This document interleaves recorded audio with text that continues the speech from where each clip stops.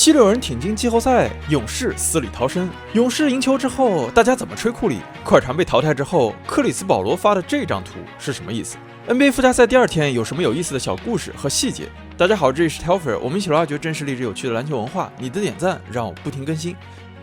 NBA 附加赛第二天的第一场比赛，在东部第7的费城76人与第8的奥兰多魔术之间展开，两队从一开始就火药味十足。比赛首节，乌布雷与班凯罗就发生了冲突。Ultimate Rage Baiter。刚刚这位锐评队友的球员是7人队的新秀 VJ Etchkum， 他全场比赛砍下了19分、11个篮板，似乎已经为季后赛做好了准备。This type of game I live for。而 VJ 的好大哥马克西在本场比赛得到31分、6次助攻。赛后，球队老将凯尔洛瑞为马克西奉上了 NBA Prime Playmaker Chain。这个闪耀的大金链子上有一个电子显示屏，上面滚动播放着比赛的高光镜头。Oh, I got some bling. Oh, hold on. The NBA on Prime Playmaker Chain。但是激动的马克西好像不小心说漏了什么。I told Kyle that his last, he old as heck, so. 这场比赛还成为了马克西的签名鞋 Maxi V1 的首秀。你们觉得颜值怎么样？在马克西的对面，魔术队的弗朗斯瓦格纳穿上了一双利拉德10的个人 PE， 上面有蓝色星星的图案，而鞋面上的线条更是让我想到了麦迪2代。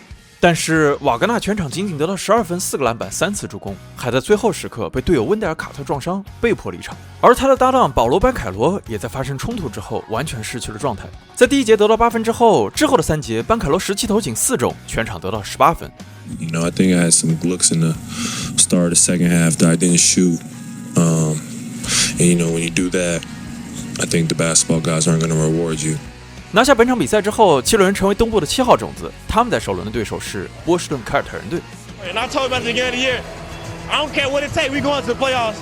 而在下一场比赛，魔术将与黄蜂争夺8号种子的席位。本赛季双方交手4次，赛季初赢过1场之后3场比赛，魔术都是以大败告终。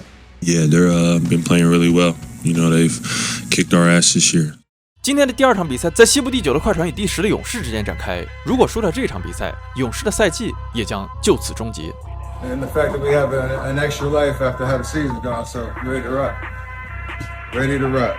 比赛开始之前，库里不断重复 "I'm ready to rock"， 我准备好大干一场。但是在对手的严防死守之下，库里首节5投1中，仅仅得到3分。而更令球迷不安的是，库里被换下场之后，径直走回了更衣室。好在他很快就回到了替补席，并在第2节重新登场。上半场，快船凭借体型优势不断冲击勇士队内线，伦纳德在攻防两端都起到巨大作用。当他在场时，快船全队净胜对手16分。半场结束，快船领先勇士8分。第3节，库里找回了进攻的手感，他3分4投3中，单节拿下16分。但在本节结束时，勇士仍然落后快船6分。第4节，勇士的埃尔霍福德连续命中4记3分，将比分迅速迫近。而另一边，伦纳德受到了德拉蒙德·格林的限制，他甚至很难出手。Hall of Fame defender, it was hard to even get shots up.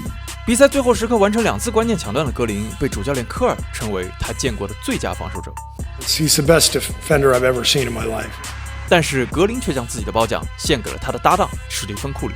When he's on the floor, you always have a chance. 距离比赛结束还有51秒，库里面对大洛佩兹超远3分命中，帮助勇士取得3分领先。全场比赛，库里23投12中，得到35分。30 did what 30 does, bro. 看到这一幕，评论员肯德里克·帕金斯先是在社交媒体惊呼，又直接在节目上将库里称为史上最佳控卫。Steph Curry is the greatest point guard of all time. 赢下这场比赛之后，勇士的赛季得以继续。库里本可以在赛季末受伤时放弃这个赛季，但是他选择复出，回到球场，帮助勇士延续着这微弱的希望。This is why Steph came back. So everybody out there who thought Steph should have taken the rest of the year off, this is what he does. This is who he is. If he can compete, he's going to compete. And it was just incredible to watch.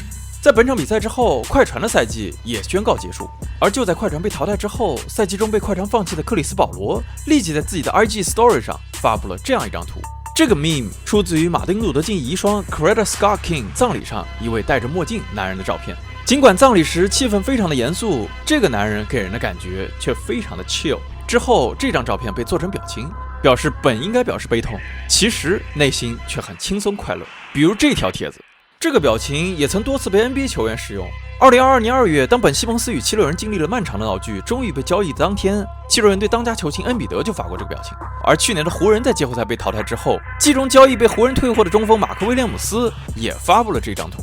而当本赛季与快船不欢而散，以非常不体面的方式离开快船的保罗发出这张图，我相信每一个人都知道他想说什么。之后的附加赛还会发生什么？还会有什么样更有意思的小故事？就让我们拭目以待。